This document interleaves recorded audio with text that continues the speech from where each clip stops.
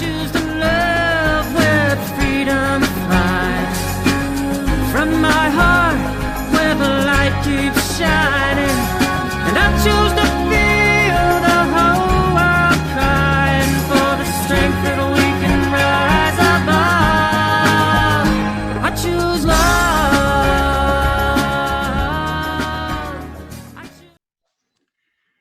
Hello everyone, Andreas Julich with Grace Healing and Larry Reynolds. Hey Larry, hello how are you everybody. Doing? Good to see you Welcome. again. We continue in our series of the great words, and today we are going to talk about is it the fourth? I forget, or the Fourth third? great word, The yes. fourth one. Observe the Sabbath day by keeping it holy as the Lord your God has commanded you. Now, before we get into this discussion, there's a few thoughts that I had about it as I was thinking about the topic. And you know, I grew up in Switzerland, and it's very well known still that in Switzerland on Sundays, everything is closed. It's a day of rest. Nobody works. It's different here in the US, even though we have seen it during this pandemic, you know, that we came back to a more normal and restful work cycle. But I came across this story I'd like to read real quick, and it's from Mrs. Letty Cowman's wonderful book, Springs in the Valley. And she writes, in the deep jungles of Africa, a traveler was making a long trek. Coolies had been engaged from a tribe to carry the loads. The first day, they marched rapidly and went far. The traveler had high hopes of a speedy journey. But the second morning, these jungle tribesmen refused to move. For some strange reason, they just sat and rested. On inquiry as to the reason for this strange behavior, the traveler was informed that they'd gone too fast the first day and that they were now waiting for their souls to catch up with their bodies. Then Mrs. Coleman concludes with a penetrating statement. This whirling, rushing life, which so many of us live, does for us, this whirling, rushing life, which so many of us live, does for us what that first march did for those poor jungle tribesmen. The difference, they knew what they needed to restore life's balance. Too often we do not. And if you think about in nowadays life, we are really driven by schedules. We need to be punctual. You know, we go by speed, by structure, you know, just in time production in industry is important, and deadlines, and all that leads to stress, exhaustion, depression, disease. There's another supporter to that as well. Like one of the experiences that many people have that travel extensively. Like I had a brother who traveled a lot between here, Germany, Europe, all over the place. And then there's a number of people in the financial industry, they travel all over the place. And then all of a sudden, they just collapse. They're in a hotel room, they wake up, they don't know where they are, they don't know what day it is, they have no idea what they're supposed to be doing, and there's this disconnect. And what happens is they end up in the medical system, and the medical system is confounded. They don't know what to do with these people because they don't know what the malady is. They don't know if it's a sickness. They don't know it. And then 4, 5, 7, or 10 days later, it stops and they come back into order because the soul nature of the person caught up to the physical nature of their body from their jumping around. And they just had to be stopped long enough, but they were doing it through ignorance. So unlike this tribe that displays, they knew what they were to draw to because they had that contemplative awareness, that ability to seek within. Yeah, so we're missing that. So now, should we honor Sabbath to rest, or is there another way? Well, that's where we can jump into this. And one of the things that I do want to kind of bring forward first that people might consider, and this relates to all of this offering of the 10 great words. One of the things that's been fascinating me about this whole process is when you look to the 10 commandments, the way they are forcefully driven or corporately offered, as if to control, govern, judge, set, divide. What I've witnessed is in the 10 great words, they're formed in such a way that they do not foster or create any division whatsoever. in the thoughts or the actions outside of the nature of God. And it also creates an understanding of no border, no divide point. And it is all centered on how are you reflecting the nature of God, not what the commanded routine or corporate ruling is, but how are you governed from within. So on that, I think that as we do shift and go into number 4 here, I think you read the beginning part at first. Okay, here we go. I lost it temporarily. Here we go. Yeah. Okay. It is the 4th one, right? Here we Yes. go. So let me read how it is in scripture. Observe the Sabbath day by keeping it holy as the Lord your God has commanded you. 6 days you shall labor and do all your work, but the 7th day is a Sabbath to the Lord your God. On it you shall not do any work, neither you nor your son or daughter, nor your male or female servant, nor your ox, your donkey, or any of your animals, nor any foreigner residing in your towns, so that your male and female servants may rest as you do. Remember that you were slaves in Egypt, and that the Lord your God brought you out there with a mighty hand and an outstretched arm. Therefore, the Lord your God has commanded you to observe the Sabbath day. Now again, and I want to back up to what you said earlier about that knowing what we're supposed to do. This is all, like, from the way that this is written, it's all commanded from without. From the outside, it's commanded upon you to do these things. Instead of becoming heightened in your awareness, like these coolies from the tribe, knowing from within what is the change. And that is key to understand the totality of what's really offered in the 4th great word, is to understand that it's helping you to grasp the totality of God through all of your being. How you make decisions, how you form a thought process, how you form a reaction to a situation. Is it godly first? So what was poured through me in the 10 great words here is, remember that each day is a holy day.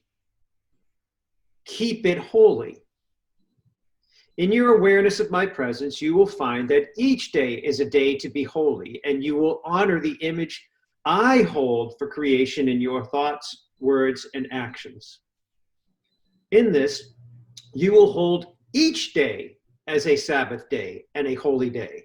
And I'm going to hold for there for just a minute based upon what you shared earlier.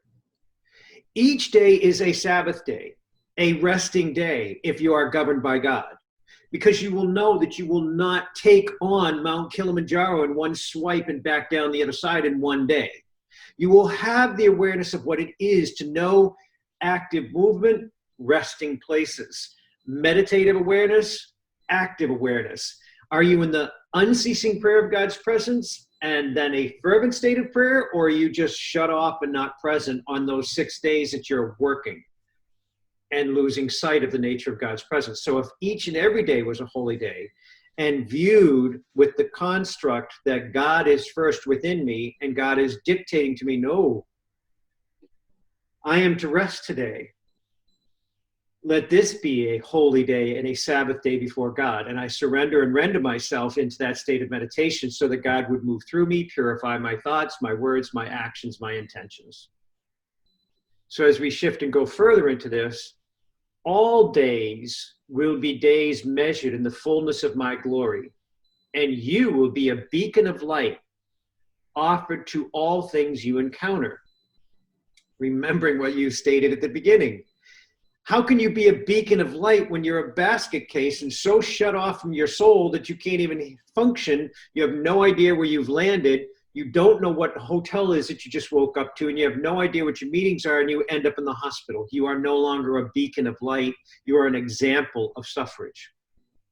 So in this, you will know you have found yourself in the fullness of my presence. As you know yourself to be that beacon of light, you will know yourself in the fullness of God's presence. You will remember that I have formed you as a holy temple, and in you is the Holy Land. You will find that you are not bound to any piece of land. You will know that you are the Holy Land and the very work of my hands. Let not the possession of things or places hold you from the guidance of my truth or the reflection of my glory. This one segment is huge for people to understand. To not become imprisoned by borders, but to be open to recognize God's presence in all aspects of your life. So what we witness is we witness people fighting over property, fighting over land, fighting over this, controlling that, instead of surrendering into the true nature of what humanity could be if it was functioning as God, which would allow God to move them throughout the planet to bring blessing to one another. To, like the word you were sharing the other day that you liked was elevating, to elevate one another. How can that be done in the confines, limitations, and shut down away from people? But if you're listening to the Sabbath awareness on each and every day, you will know the balance of engagement and resting, engagement and resting. And you will be moved in such a way that you won't be bound to one place. You won't be bound to one worship center. You will be called to many to serve and love. So, one word that jumps out on me is Holy Land. Yes. Fascinating to me, because people talk about, I want to go to the Holy Land, geographically speaking, right? Yes. So that's interesting. That just jumps at me reading this text. Well, it's one of those ones that, to be quite frank with you and the audience, it's one of those ones that I take great care of, because there are people that are attached to that word that, well, this is the land of my forefathers. And it's like, well, this is all the land of my provider, my God. I am not tied by lineage or bloodline. I know that I come of God's presence to manifest upon this earth to reveal his glory. Therefore, God being my forefather, my foremother, the very nature of all sustenance, Abba, the very nature of all blessing is my God. Therefore, I am not limited to one place or another, or one blood tie, or one generational influence. I am here to recognize God within all settings and all places. So I'm not trapped within a border, if that makes sense. Another thought that just comes to mind is breath, breathing. Yes. Isn't between the breathing in and the breathing out, there's a resting period, right? When I breathe in. Well, if you really understand the true training of breath, like if you go through Qigong or different manifestations of training through meditation, there is no hesitation within breath. There is intake and exhale. It's a constant cycle. It's like the infinity loop. It's a constant cycle without a stopping point. What's happened is, in fear, people take a breath and hold because they don't want to move, instead of knowing that the movement is continuing. Life is continuing to move. Breath is always active. It's either expanding or contracting. It's one or the other. There is no stasis. To me, the breath maybe has a significance, or I can compare it to the fact of resting versus working. Yes. Because it's in and out. Yep. It's a back and forth. So, well, like your idea, working would be expansion, resting would be contraction. You would draw back in, and then you would expand once again. But if you did it in the flow of a breath, not just waiting until that one day in a week where you shut off your world, what if that became the awareness in every thought, word, and action? Then every day is that balance of rest, ebb and flow, movement and withdrawal, and contemplative awareness, active production. So again, those tribal coolies, if you watched their day, not when they were hired And all of a sudden they had a new resource that wasn't present within their village. But if you watch their village life, you would see their every day is an ebb and flow. Tasks into sharing, the children running around, kicking up the dust, playing a game, doing whatever they're doing, the adults working within one another, dealing with one another, sharing with one another, going to a tribal council, ebbing out of the tribal council, coming back out, and then somebody starts a dance going around a fire. It's like, it is a constant cycle of each day being a holy day. And that's where I feel that people could allow this to enter their awareness, that maybe they've been taught only a segment of truth. If they're saying that we must hold a day as the Sabbath day, why can't we recognize every day as the holy day and the Sabbath day intertwined as one? Why can't every day be the day that I am strengthened, utilized, and renewed, and each day becomes that holy day? And every place I set my foot, where I'm walking, becomes a holy ground, because I am choosing God's presence to be the very nature of how I move, the very nature of my actions, my breath, thought, and awareness. And like you said, breath. If we're honestly looking at this as breath, even in the prayer that came out of me when I heard it in Aramaic, there was Abun Lavakais Mesiri, Abun Lavakoturi Resma, Abun Lavakal Milesh Kitirevu, that Abun overtaking all aspects of our being, all three, spirit, soul, and body. The living breath becomes all that we are. Therefore, every breath, every day, every place we walk becomes a holy ground. Very good. And when we started this conversation, I mentioned that humans are just structured beings. We need to somehow, or we feel we need to hold on to some kind of a structure. And maybe we're breaking these day, instead of thinking of one day of rest, and you, as you say, thinking maybe every day as a holy day where we can rest and work and rest. Maybe we can break it even further down to moments. Yes. Every moment is an opportunity to rest or to work, and we have that choice. Well, that's what I sense is the intent behind the way that great word came out. Was that intent was to take every thought, word, and moment, every thought, word, and action measured before the presence of God. Now, you're not going to sit there with a notepad and measure every thought, word, and moment. But if you become the living breath, if you become the place that is God's holy land, you will only function in that way in each and every moment. That's where we're going with the 10 great words. It's the understanding that you will become that which is the living manifestation of God by walking the path that shows you evidencing his nature and attributes and her perfect wisdom and discernment. So to conclude this conversation, I would like to ask you, Larry, how, I know at Grace Healing we always say seek God first, but I'm always trying to find a practical way now for the structured mind that I have Yes. to actually implement this thought that we just talked about, to look at every moment and decide, how I'm going to live within God. I'm chuckling because I know you're asking this question. I know we've answered it 1,001 times with the same answer. And honestly, for whatever reason, I've even been written in a way that I can't do anything but that. Even when I got cast out of a whitewater raft and I got sucked into a hidey hole. I got pulled down and I was held underwater. And I was being thrashed around like in a washing machine in what they call a keeper. And this keeper, which is called Magic Falls up on Kennebec River,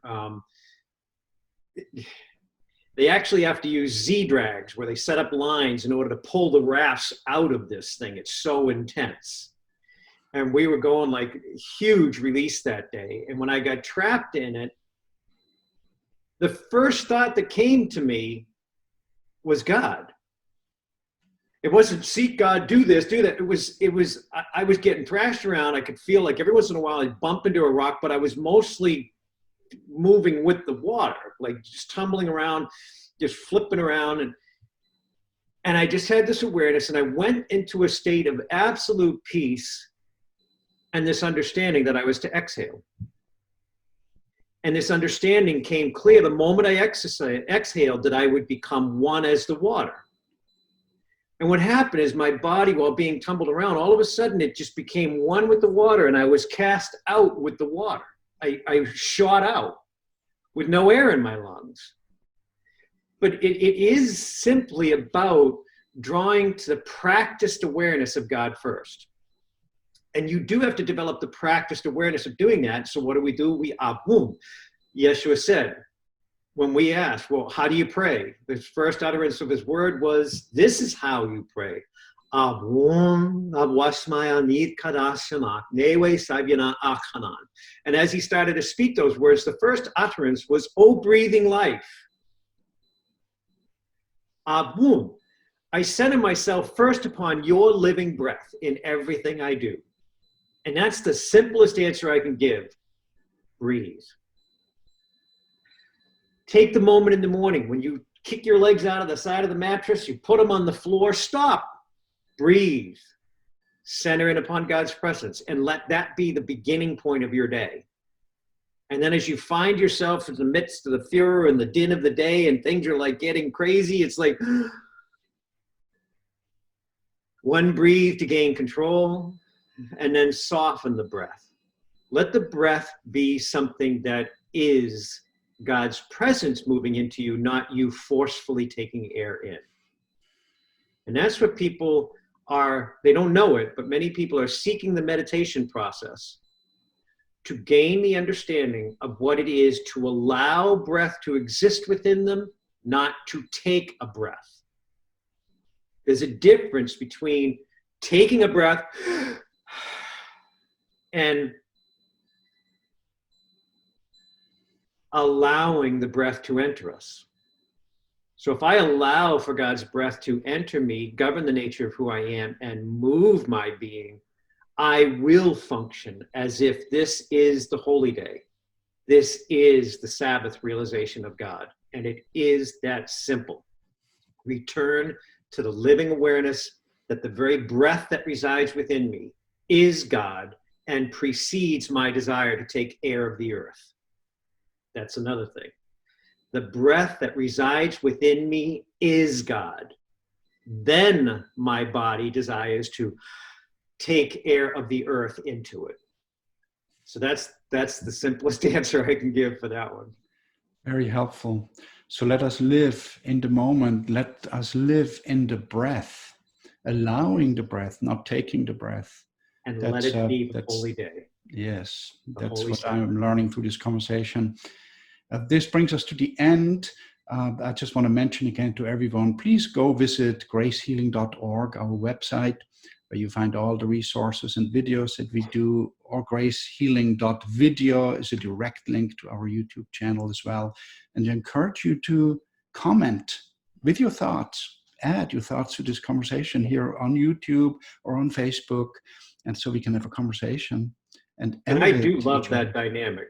I love to hear the beliefs, thoughts, words, and ways that people have come to understand the same truths.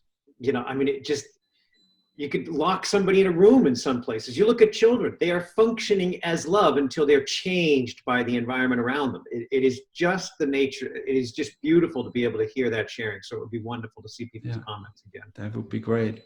Good. And with that, we will wrap it up for today, and we'll do another one next week, Larry, right? You bet. All right. Thank you, everyone. Have a wonderful week. Take care. Be blessed, and know that we are at Grace Healing are here for you. If you need to reach in prayer, we are here. We sustain the book of blessings each and every day, which is any of your needs revealed. We pray over them first and record the blessed nature and result, and then we maintain that prayer each and every day through our intercessors and through each of us each day as we work with people. So please feel free to reach out, and we would include you in that book of blessings. Take care and be blessed. Bye, everyone. Yeah.